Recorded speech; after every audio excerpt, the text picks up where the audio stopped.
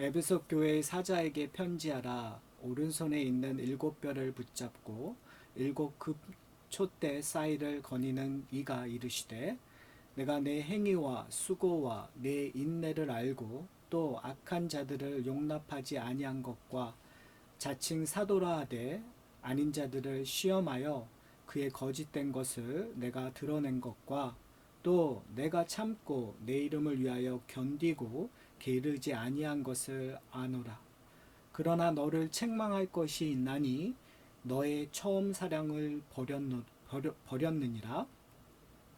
그러므로 어디서 떨어졌는지를 생각하고 회개하여 처음 행위를 가지라.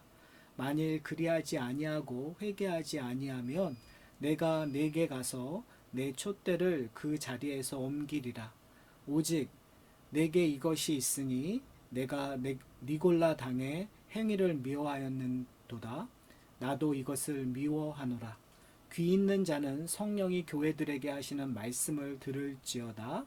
이기는 그에게는 내가 하나님의 낙원에 있는 생명나무의 열매를 주어 먹게 하리라. 여러분 혹시 기억나세요? 저희 교회가 처음 개척했었을 때 일곱 교회에 대한 설교를 했었습니다. 벌써 거의 7년 가까이 되는 전의 이야기입니다.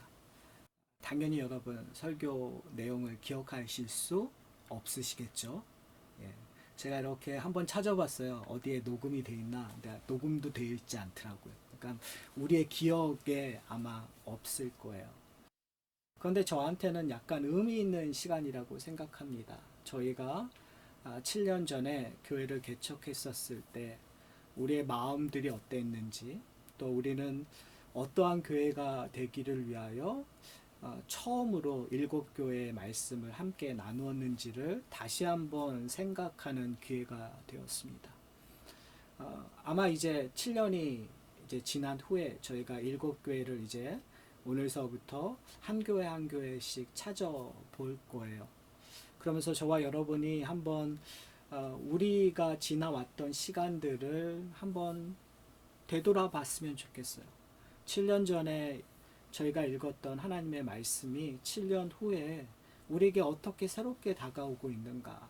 과연 우리 교회는, 하산학 교회는 하나님으로부터 칭찬받는 일이 있다면 무엇일까? 우리가 책망받아야 될 부분이 있다면 무엇일까? 칭찬과 책망 속에서 왔다 갔다 하는 것이 아니라 그러므로 말미암아 우리가 바라봐야 될 것이 누구신가를 다시 한번 확인하는, 그래서 하산학 교회가 지난 7년 동안 예수 그리스도로 말미암아 우리가 지탱할 수 있었고, 이제 앞으로 하산학 교회가 얼마 있을지는 모르겠어요. 하나님의 섭리 안에 있겠죠. 그동안 우리가 붙잡아야 되고 의지해야 되고 바라봐야 될 것이 오직 예수 그리스도밖에 없다는 사실을 다시 한번 발견하는 그런 시간이 되었으면 좋겠습니다. 저만 그런 느낌으로 설교하는 것이 아니라 우리 모두가 함께 하나님이 주시는 은혜, 다시 한번 앞으로의 7년을 바라보면서 우리가 이 말씀을 대했으면 좋겠습니다. 여러분 에베소 교회를 보면은요, 우리가 다 알다시피 에베소 교회 하면 첫사랑을 잃어버린 교회라고 생각할 수가 있어요. 이제 설교를 통해서 그 첫사랑이 무엇인지를 다시 한번 발견했으면 좋겠어요. 7년 전에 우리가 하산학 교회를 개척했었을 때 그 첫사랑, 첫 마음이 어떤 건지 여러분 궁금하시죠? 그 첫사랑, 첫 마음을 우리가 아직도 갖고 있는가 안 갖고 있는가? 사실은 오늘 설교 마지막 부분에 과연 우리의 첫사랑이 무엇인가를 다시 한번 확인하는 시간이 되었으면 좋겠습니다. 에베소 교회는 어떻게 보면은 사도 바울에게 참 의미 있는 교회였어요. 사도 바울의 그 2차 전도 여행 때 이제 예루살렘에 가는 맨 마지막 길에 에베소를 거쳐서 지나갑니다. 그리고 다시 3차 전도 여행 때 에베소에서 와서 무려 3년 동안, 정말 긴 시간, 그 전도 여행을 보면 에베소에서 거쳤던 시간이 참 길어요. 그 3년 동안 에베소서에서 목회를 해요. 특별히 2년 동안 두란노 서원에서 거의 매일 하나님의 말씀을 전했다고 얘기해요. 엄청난 그 양의 설교라든지 가르침들이 그 당시에 이루어졌다라는 것들을 저희가 알 수 있어요. 어떻게 보면 사도 바울에게는 자식과 같은 교회일 수 있어요. 그래서 사도행전 19장에 보면 에베소에서 놀라운 일들이 일어났어요. 말씀이 흥왕되었다라는 얘기하거든요. 그러니까 말씀이 넘쳐서 말씀의 부흥이 일어나서 어떤 일이 일어났냐면요. 주술서, 마술서 같은 거의 한 5만 불 정도의 값어치의 책들을 다 태우는 일들. 한 도시 전체가 뒤집어졌을 정도의 부흥의 역사를 경험하게 됩니다. 그런데 결국은 사도 바울이 쫓겨나요. 그리고 나서 다시 예루살렘을 돌아갈 때 마지막 작별 인사를 하기 위하여 에베소에 있는 장로들을 부릅니다. 사도행전 20장에 기록되어 있는데, 그러면서 눈물을 흘리면서 그들에게 간곡하게 부탁해요. 너희가 정말 예수 그리스도만 붙잡으십시오. 그리고 당신들 정말 거짓 교사들, 교회를 노리고 있는 그 늑대들을 여러분 조심하셔야 됩니다. 특별히 여러분 가운데에도 그런 일들을 할 자가 있기 때문에 여러분들 정말 조심하십시오라고 눈물을 흘리면서 간곡하게 부탁했었던 것을 사도행전 20장에서 살펴볼 수가 있어요. 그러니까 성경에서 보면은 에베소 교회, 에베소서 그 편지 서신서를 통해서도 알 수 있는 것처럼 사실 에베소 교회가 갖고 있는 영향력이 상당히 크죠. 어떻게 보면은 지금 7교회 첫 번째로 보내고, 어떻게 보면은 되게 중심적인 서아시아 7교회의 중심적인 역할을 했었던 곳이 이 에베소 교회라고 말할 수 있어요. 더군다나 지금 요한계시록의 저자인 요한이 한 66년에 기원 후 66년에 디모데와 함께 동역했었던 곳이 바로 에베소예요. 그러니까 사도 요한에게도 정말 정이 가고 마음이 가고 어떻게 보면 자식과 같은 교회라는 거죠. 이제 한 30년이 지난 후에 하나님으로부터 밤모섬에서 환상을 본 다음에 이 편지를 쓰고, 이 편지의 첫 번째 읽는 교회를 에베소 교회라고 하나님께서 말씀하셨어요. 참 남다른 거죠. 그런 교회에게 지금 2장 1절서부터 이렇게 얘기하고 있습니다. 2장 1절을 보면 에베소 교회의 사자에게 편지하라. 오른손에 있는 7뼈를 붙잡고 7 촛대 사이를 거니시는 이가 이르시되. 그러니까 편지를 쓰고 있는 사람의 이야기를 먼저 해요. 누가 편지를 쓰고 있는가? 어떻게 보면 7교회의 이 서신서에 반복적으로 나오는 패턴이 있어요. 편지를 쓰고 있는 저자에 대해서, 글쓴이에 대해서 이야기를 해요. 근데 그 글쓴이는 저희가 1장에서 기록되어 있던 인자 같은 이의 모습들이 하나씩 나오고 있다는 것을 발견하고 있어요. 즉 뭐냐면 이 편지를 쓰고 있는 사람은 누구예요? 바로 예수 그리스도, 메시아로 이 땅에 오셔서 모든 하나님의 언약을 완성하신 예수 그리스도가 이 편지를 쓰고 있다는 거예요. 여러분, 이것이 사실은 능력이고 힘이라는 사실을 저희가 기억해야 될 것 같아요. 제가 요한계시록을 처음 시작하면서 어떻게 보면 요한계시록도 히브리서와 동일한 그러한 상황에 처해 있는 성도들에게 편지를 쓰고 위로하고 있는 서신서적 역할을 하고 있다고 제가 말씀드린 적이 있어요. 지금 에베소 교회에서 시작을 해서 모든 7교회가 편안한 교회가 별로 없어요. 다 어려워요. 다 힘들어요. 여러분, 이 이야기는 이 편지는 에베소 교회에게만 전달되었을까요? 에베소 교회에게만 이야기하고 있는 걸까요? 아니요. 이 7교회의 이야기는 우리의 이야기예요. 우리는 에베소 교회 같은 모습이 있어요. 우리는 빌라델피아 교회 같은 모습이 있어요. 우리는 사대 교회 같은 모습이 있어요. 우리는 라오디아 교회 같은 모습들이 우리 교회, 하산한 교회 공동체 안에 있어요. 이것은 2000년 전에 어떠한 한 교회에게 말씀하신 내용, 그들을 위한 내용만이 아니라 우리를 향한 내용이라고 여러분들이 이해하셔야 돼요. 그렇다면 우리가 이 편지를 받았을 때 분명히 이 요한계시록, 이 편지를 쓴 사람은 누구예요? 사도 요한이에요. 사도 요한과의 관계성에서도 분명히 에베소 사람들은 가슴이 뛰었을 거예요. 그럼에도 불구하고 사도 요한이 쓴 편지보다 더 월등히 소중한 이유는 이 편지를 쓰신 분이 누구시냐면 예수 그리스도라는 사실이죠.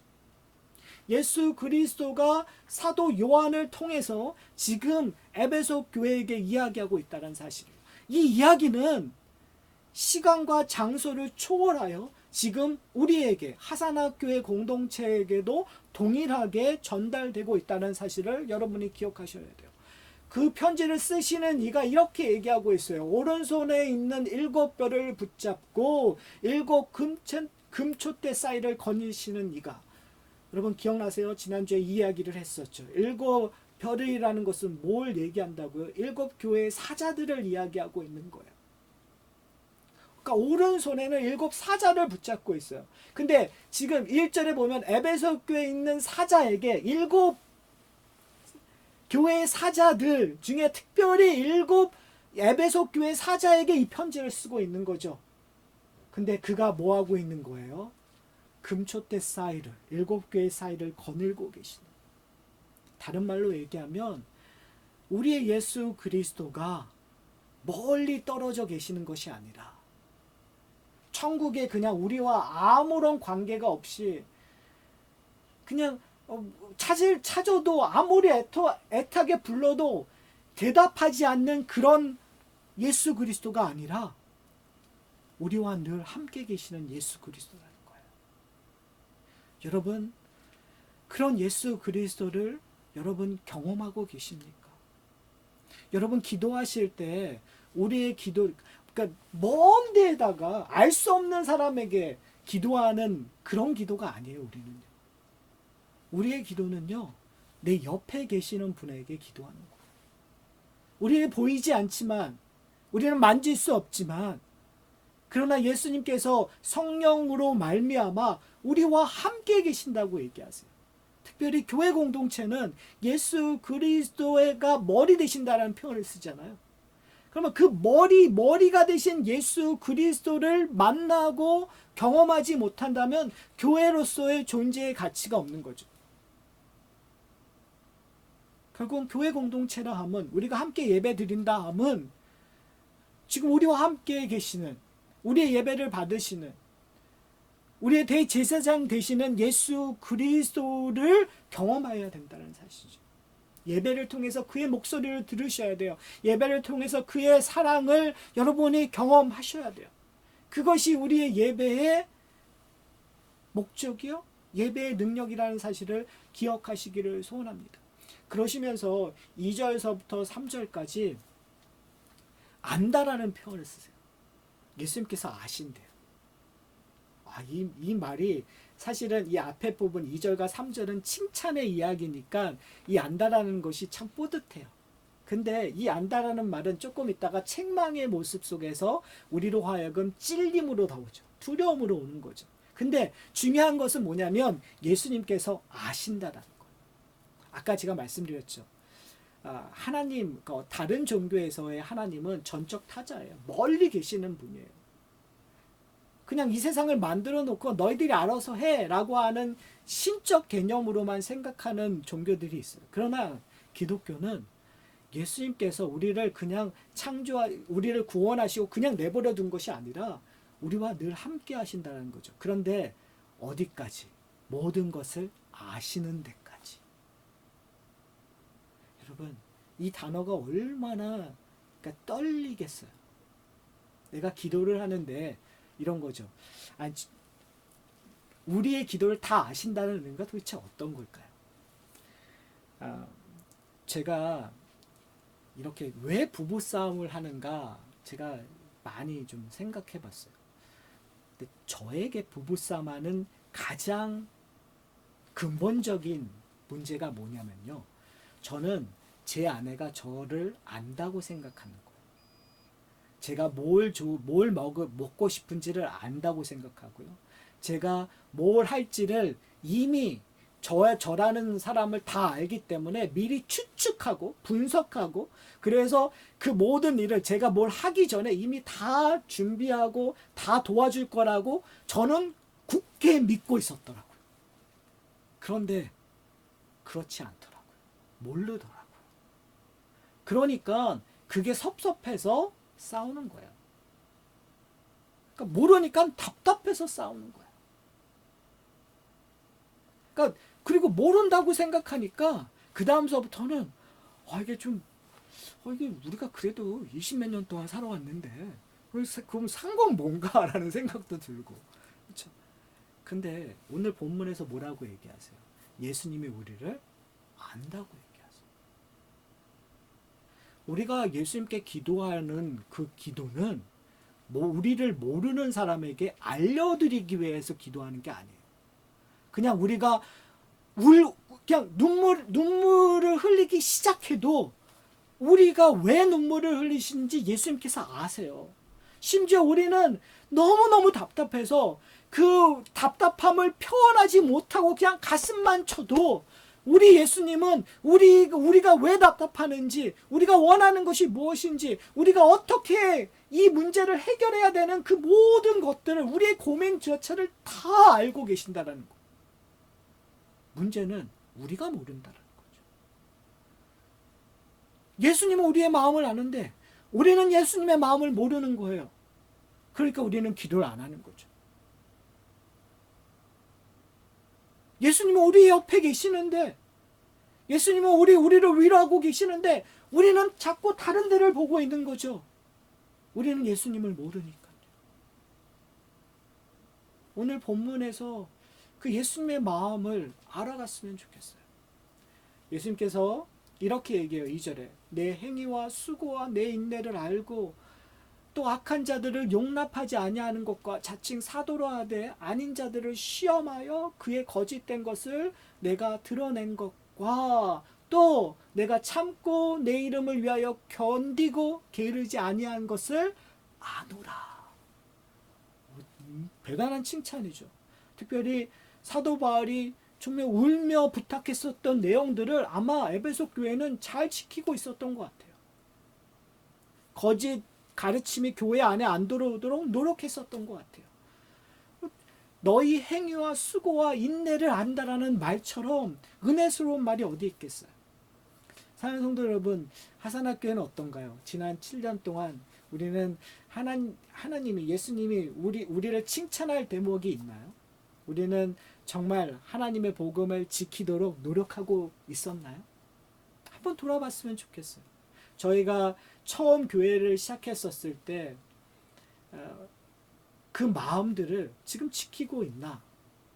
만약에 지키고 있고 그걸 잘하고 있다면 분명히 칭찬해 주실 거예요. 거긴 기쁨이 있는 거죠. 거기엔 능력이 있는 거겠죠.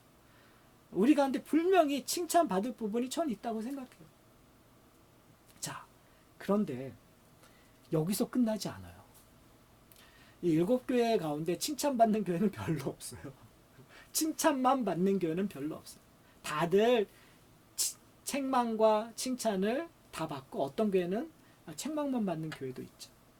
에베소 교회에서 이제 보면 이렇게 얘기하고 있어요. 그러나 4절에 보면 그러나 너희를 책망할 것이 있나니 너의 첫사랑을 버렸느니라. 책망할 내용이 너의 첫사랑이라고 얘기해요. 여기서의 첫사랑은 뭘까요? 우리가 보통 그냥 많이들 엇수마시는 것이 첫사랑의 그 감정, 첫사랑의 그 느낌, 첫사랑이라는 것은 강렬하고 첫사랑이라는 것은 기억이 남으니까 그 첫사랑이라고 우리는 생각할 수 있어요. 예수를 믿었을 때, 예수를 알고 나온 다음에 나오는 감격, 열정 이런 것들일 수 있죠. 근데 또 첫사랑이라고 얘기하는 그것들이 어떻게 보면은 되게 사람 중심적일 수 있다라는 것을 저희가 알 수 있을 것 같아요. 그렇죠? 우리에게 첫사랑은 뭘까요? 하산학교회 공동체에게 첫사랑은 뭐라고 생각하세요?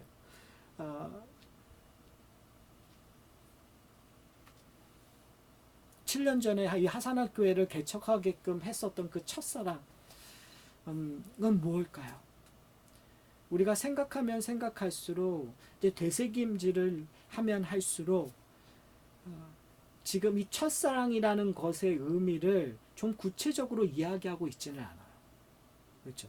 분명히 2절과 3절에는 좀 더 구체적으로 얘기하고 있어요. 그러나 4절에 얘기되고 있는 첫사랑은 구체적이지 않아요. 그런데 그렇다면 그 첫사랑이 무엇인지를 이해하기 위해서는 그 다음에 나오고 있는 것들을 통해서 유추할 수 있다고 저는 생각을 해요. 그것이 뭐냐면 그러므로 라고 얘기하고 있어요. 그러므로 어디서 떨어졌는지를 생각하고 회개하여 첫 행위를 가지라 라고 얘기하고 있어요. 이제 분석하라는 거죠. 되돌아보라는 거죠. 어디서 떨어졌는지 생각하라는 거예요. 오늘 본문에서 나오는 중요한 요구사항이 있는데요. 생각하라는 것, 회개하라는 것, 그리고 행하라는 것들. 이 세 가지 아주 중요한 이야기를 우리에게 얘기하고 있다고 저는 생각을 합니다. 그러니까 첫사랑이라는 것들을 정의하기 위해서는 우리가 어디서 어떻게 부족함을 이야기해야 되는 거죠. 그런데 이제 첫 번째 생각하라고 얘기를 하고 있어요. 그러면 그 생각하고 있는 내용들에서 분명히 칭찬받는 것은 아닐 거란 말이에요. 그러니까 우리가 오해하는 것들이 뭐냐면 칭찬받는 것들을 우리가 뭔가 잘못해서 지금 여기 상황에 있다고 오해할 수 있어요. 그래서 교리는 열심히 했는데 우리가 뭔가 교리를 뭐 제대로 못 가르쳐줘서 이렇게 됐나? 그건 아니잖아요. 분명히 내가 안다 했었을 때 너희가 너희가 했었던 것들, 내 이름을 위하여 견디고 게으르지 아니하는 것들, 이런 것들은 예수님께서 칭찬해 주셨단 말이에요. 그거가 아닌 무엇인가가 있다라는 거죠. 이렇게 하게 되면 이제 우리가 이제 에베소 교회 성도들은, 교회들은 본인들이 고민하기 시작했죠. 내가 처음에 예수님을 만나고 우리 이 에베소 교회가 시작되었을 때에서 떨어진 것이 무엇인가를 찾았겠죠.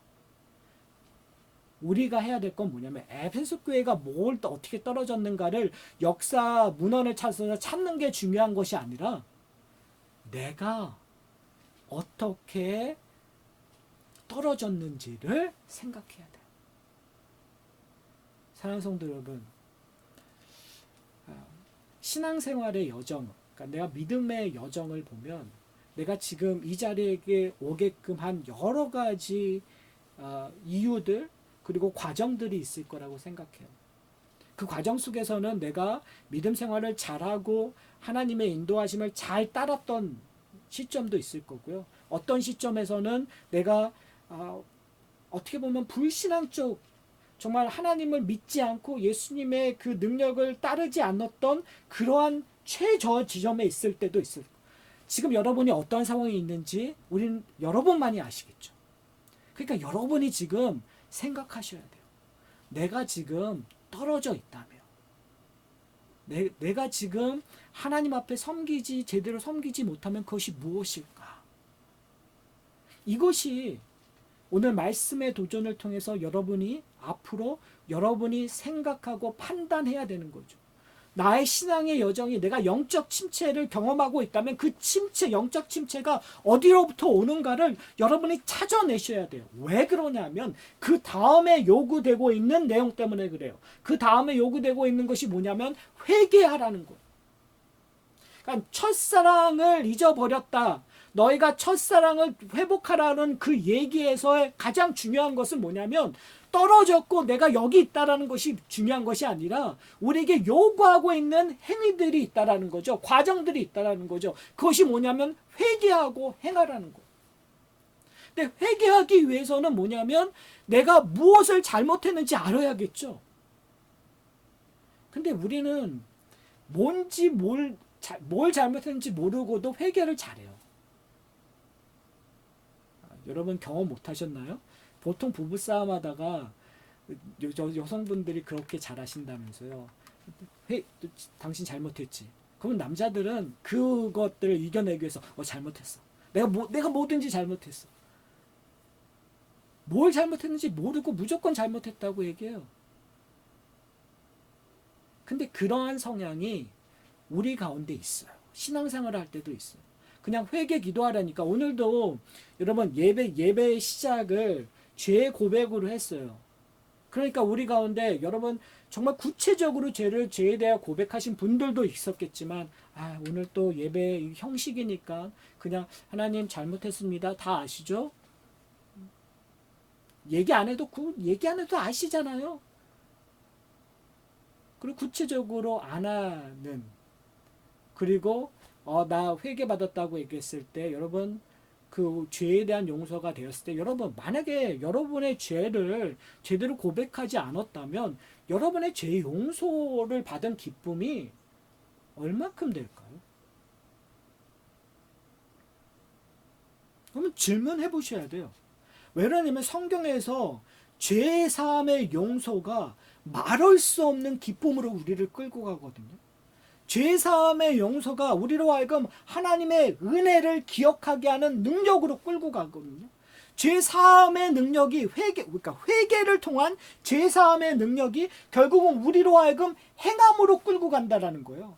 야고보서에서도 얘기하고 지금 모든 오늘 이 본문에서도 근본적으로 얘기하는 것이 뭐냐면 행함이 있는 믿음을 우리에게 요구하고 있는 거예요. 그러니까 첫사랑이라는 것은 어떻게 보면은 에베소 교회가 말씀이 흥황되어서 했었던 것들은 뭐냐면 자기들이 갖고 있었던 주술서, 마술서들을 불태워버리는 거예요. 그게 값어치가 얼마나 크든 상관없이 그러한 행함이 있는 믿음들이 있었단 말이에요.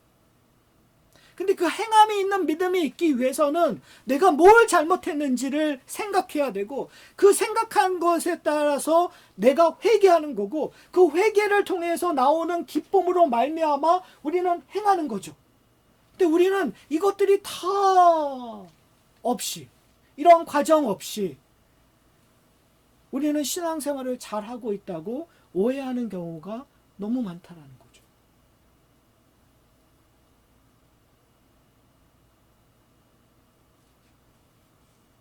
그래서 이렇게 얘기해요. 만일 그리하지 아니하고 회개하지 아니하면 내가 내게 가서 내 촛대를 그 자리에 옮기리라. 이게 참 오늘 본문을 보면 칭찬과 책망이 있어요. 칭찬만 보면 대단한 것처럼 여겨져요. 그런데 책망 하나를 얘기해 놓으시고 그 다음에 우리에게 두 가지 얘기를 해요. 그런데 이 두 가지 얘기가 하나는 심판이고 하나는 구원의 열매처럼 보이는 일들이에요. 그럼 우리가 오해할 수 있는 것이 뭐냐면 내가 뭔가를 하면 내가 행하면 구원받고 행하지 않으면 심판받는다는 식으로 이해할 수가 있어요. 분명히. 근데 이런 것들이 사실은 궁극적으로 7개에 다 나타나요. 근데 저희가 알잖아요. 지금 그 이야기를 하고 있는 목적은 결국은 예수님께서 7교회에게 편지를 썼다라는 의미는 7교회가 믿지 않는 자들의 모임인가요? 7교회는 예수 그리스도의 피로 사신 교회란 말이에요. 7교회는 예수 그리스도가 머리가 되신 공동체란 말이에요. 그러면 여기서 얘기하고자 하는 것은 뭐냐면 책망하심으로 말미암아 거기서 돌아오라는 거죠. 그리고 결국은 뭘 주시겠다라는 거예요. 축복을 주시겠다는 거예요. 복을 주시겠다는 거예요. 구원을 주시겠다라는 거예요. 그러니까 우리가 해야 될 것은 뭐냐면 그 이미 주신 것들을 가지고 이미 주신 것들을 바라보고 생각하여 회개하고 믿음으로 뭐 하는 거예요? 행하는 일들을 하는 거죠. 그래서 다시 한번 내가 무엇을 소유하고 있는지를 발견하는 거죠. 그런데 여기서 얘기하고자 하는 것이 뭐냐면 지금 뭐라고 얘기하고 있죠? 너희가 회개하지 아니하며. 이 말은 뭐예요? 회개하라는 거죠. 그렇죠? 지금 성도들에게 얘기하고 싶은 건 뭐냐면 회개하지 아니하면 다른 사람들처럼 된다라는 거예요. 다른 사람들은 어떤 거죠? 촛대가 없는 상황. 촛대가 상징하고 있는 일곱 촛대는 일곱 교회잖아요. 교회는 예수 그리스도의 머리가 되시는 지체이고 하나님의 임재가 들어가시는 구원의 공동체란 말이에요. 흰옷 입은 무리란 말이에요. 예수 그리스도로 말미암아 깨끗해진 무리, 하나님의 인을 친 무리들, 하나님의 백성들이에요. 선택받은 백성들이에요. 거기서부터 옮긴다라는 말은 회개하지 않는 자들은 믿지 않는 존재와 똑같다는 거죠. 그런데 그 이야기를 누구에게 하고 있는 거예요? 교회 공동체에게 하고 있는 거예요. 너희는 믿으라. 회개하라. 사랑하는 성도 여러분, 우리에게 회개의 내용은 무엇일까요? 지난 7년 동안 이 하산학교회가 공동체로 모이면서 우리는 과연 무엇을 회개하고 있나요?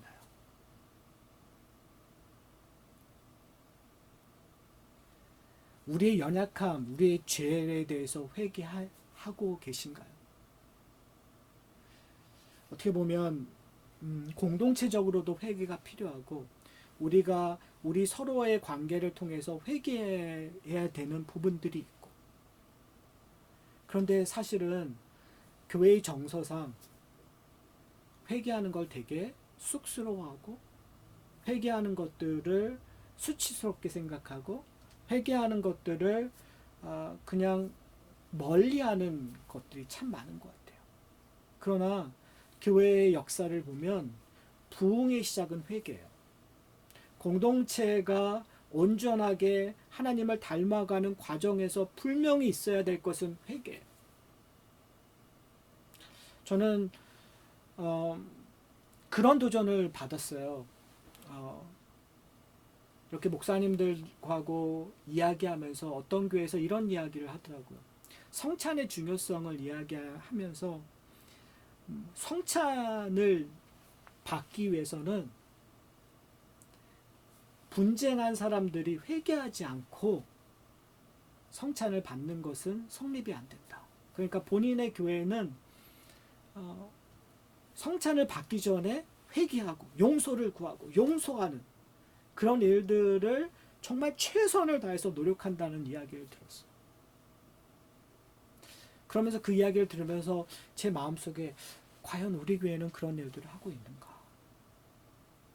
우리 가운데 분쟁이 있었을 때 회개하는 마음. 왜요? 성찬에 참여하고 싶어서. 하나님의 교제에 참여하고 싶어서 내가 그 사람에게 미안해. 나 용서해 줄래?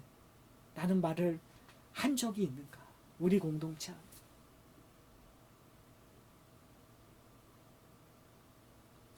우리의 목적이 하나님의 거룩을 닮아가고 예수 그리스도가 주어주신 그 화목 제물을 서로 나누어 먹는 그 거룩한 펠로십에 우리가 함께 들어가기를 원한다면 우리 가운데 우리의 사사로운 죄들을 회개하는 일들이 일어나야 되는 거죠. 내가 당신에게 좀 심한 말을 해서 당신의 마음에 상처를 주었다면 정말 미안해요. 내가 그런 의도는 아니었어요. 나 용서해 줄래요? 우리는 이러한 연습이 없었던 것 같아요. 그러면서 제 개인적인 삶을 살펴봤어요. 과연 내가 내 아내에게 여보 정말 미안해 내가 잘못했어 라는 이야기를 하고 있는가. 근데 제가 최근에 한번 이렇게 망치로 머리를 맞은 적이 있거든요. 저희 아들한테. 저희 아들은 엄마한테 엄마 미안해 라는 말을 하더라고요. 그러면서 저를 이렇게 쳐다보면서 빨리 하라고. 뭐 하냐고. 엄마한테 미안하라고 해야지.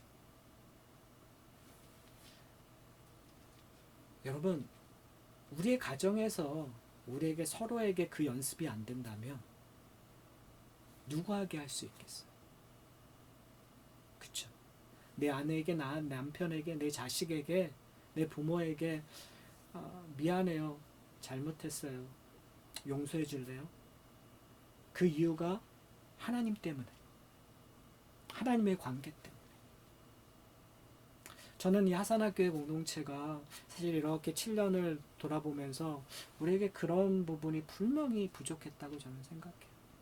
뭐 하산학교회 공동체만이 아니라 모든 교회 공동체가 그런 것들이 부족해. 근데 그게 익스큐즈가 되면 안 되겠죠. 이제 우리가 사실은 첫사랑이라는 것, 그 첫사랑이라는 것은 그리스도와의 관계예요. 사실은. 우리의 첫사랑이 나 중심적 내 개인의 감정의 중심에 근거한 것이 아니라 첫사랑이라는 것은 예수 그리스도와의 관계성, 예수 그리스도가 날 구원했기 때문에 내 죄사함을 받고 내가 구원의 감격을 누리는 그 모든 과정이 첫사랑이란 말이에요. 근데 그 첫사랑의 회개와 죄 용서의 기쁨을 빼놓고는 설명이 안 된 부분이 있단 말이에요. 그럼 우리가 회복해야 되는 것은 그거란 말이에요. 예수 그리스도로 말미암아 용서받았다면 그 용서의 기쁨이 내 가족에게 베풀어지고 우리 공동체에 베풀어지는 그 놀라운 일들이 경험되어져야 되는 거죠. 그것이 행함으로 이루어지는, 회개만이 아니라 말로만 하는 것이 아니라 우리의 삶 속에서 행함으로 일어나는 일들이 우리 가운데 풍성하게 있기를 소원합니다. 오늘 본문은 이렇게 이야기를 해요. 7절에 보면 귀 있는 자는 성령이 교회들에게 하시는 말씀을 들을지어다. 여러분 귀가 있으세요? 귀 있는 자들이요 라는 표현들이 성경에 많이 들어있잖아요. 왜냐하면 귀 있는 자라는 표현은 귀가 없는 자들이 있는 거예요. 들리지 않는 존재가 있다라는 거예요. 그런 자들은 어디에? 오늘 본문으로 얘기하면 촛대 밖에 있는, 근데 촛대 안에 있는, 7 촛대 안에 있는 자들은 귀 있는 자들이란 말이에요. 왜요? 인자가 거느리고 계시기 때문에. 그래서 귀 있는 자들은, 인자가 거느린다는 표현을 이렇게 얘기하고 있어요. 귀 있는 자는 성령이 교회들에게 하시는 말씀을 들을지어다. 성령께서 얘기하고 계신다라는 거예요. 여러분은 귀가 있기 때문에 그걸 들을 수밖에 없는 존재예요. 근데 성령께서 뭐라고 얘기하죠? 이기는 그에게는 내가 하나님의 낙원에 있는 생명의 나무의 열매를 주어 먹게 하리라. 자, 여기서 중요한 건 뭘까요? 중요한 단어가 뭘까요, 여러분? 여기서 중요한 단어는 생명나무의 열매? 그렇게 생각할 수 있죠. 생명나무의 열매가 결국은 영생하고 있는 생명의 떡이니까요. 예수님께서 얘기하시잖아요. 내가 너에게 생명의 떡을 주겠다. 영생하는 능력을 너에게 주겠다고 약속하셨어요. 근데 저는 생명의 나무의 열매도 중요하지만 중요한 것은 뭐냐면 주어 먹게 하리라는 거예요. 누가요? 예수님께서요. 이기는 그에게 이길 수 있게끔 해주시는 그분이 우리를 먹게 해주신다는 거예요. 생각하고 회개하고 행하는 그에게 누구 때문에 그렇게 생각하고 회개하고 행했어요? 누구 때문에 그게 가능하죠? 예수 그리스도 때문에 가능한 거잖아요. 예수 그리스도가 십자가 달려 죽으셨기 때문에, 부활하셨기 때문에, 성령님을 보내주셨기 때문에 우리가 생각하고 회개하고 행할 수 있단 말이에요. 그들에게 뭐가 주어진 거죠? 생명의 열매를 주워 먹게 하시는. 그러니까요. 지난 7년 동안 그 일을 해주신 예수님께서, 성령님께서, 하나님께서 결국은 우리의 앞날까지 책임져 주실 거예요. 우리는 결국 매 순간 나의 연약함 속에서도 뭘 경험하냐면 생명나무의 열매를 먹는 것을 경험하게 되실 거예요. 그렇게 되면 자연스럽게 우리는 생각하고 회개하고 행하는 일들로 간단 말이에요. 그것을 나누는 곳이 바로 하산학교의 공동체고. 사랑하는 성도 여러분, 에베소 교회 성도들은 분명히 이것을 경험했을 거예요. 그리고 이 요한계시록을 다 쓰여질 때 그들은 분명히 아멘, 예수여 어서 오시옵소서 라고 했을 거예요. 그와 같이 하산학교의 공동체 성도 여러분, 우리에게 주어진 약속을 붙잡으시기를 소원합니다. 우리의 사랑은요, 우리의 첫사랑은요 부족해요. 여러분, 우리의 사랑이 얼마나 완벽하게 첫사랑을 기억하라고 얘기하겠어요. 여러분의 사랑이, 여러분의 헌신이 영원할 것처럼 생각하세요? 안 그래요. 여러분. 우리의 첫사랑은 예수 그리스도가 우리를 죽기까지 사랑하신 거예요. 예수 그리스도의 사랑 때문에 우리가 지금 지탱되어지고 있는 거예요. 결국은요. 우리가 기억해야 될 것은 우리를 사랑하신 예수 그리스도의 첫사랑, 다른 말로 얘기하면 그 첫사랑이라는 말이 첫 번째 사랑이 될 수 있는 거예요. 다른 말로 얘기하면 최고의 사랑, 우리를 향한 최고의 사랑, 바로 예수 그리스도의 사랑을 기억하는 저와 여러분이 되시기를 소원합니다. 만약에 기억하게 되면 생각하게 되고, 생각하게 되면 회개하게 되고, 회개하게 되면 회개의 기쁨으로 말미암아 하나님이 기뻐하시는 사랑을 하게 될 거예요. 그러면 이 공동체는, 우리의 가정은 그곳에 하나님의 나라가 분명히 보여질 거예요. 우리에게 소원이 있다면 우리의 가정에, 우리의 이 하산학교의 공동체, 그 하나님의 나라를 보고 만지고 경험하게끔 해달라는 거예요. 저는 그 일들이 우리 가운데 이미 시작됐고, 언제 시작됐는지 아세요? 7년 전에 시작됐죠. 우리의 힘으로 세워진 것이 아니라고 우리가 고백한다면 하나님의 그 사랑의 이야기는 7년 전에 시작됐고, 7년 동안 우리의 연약함, 우리의 부족함에도 불구하고 여기까지 오게끔 해주셨어요. 그러면 이제 앞으로 하나님이 허락하시는 그 기간까지 최선을 다해서 하나님의 사랑을 누리는 이 하산학교의 공동체. 그래서 우리 교회 명칭처럼 하나님의 사랑을 나누는 교회, 그런 교회가 되기를 소원합니다.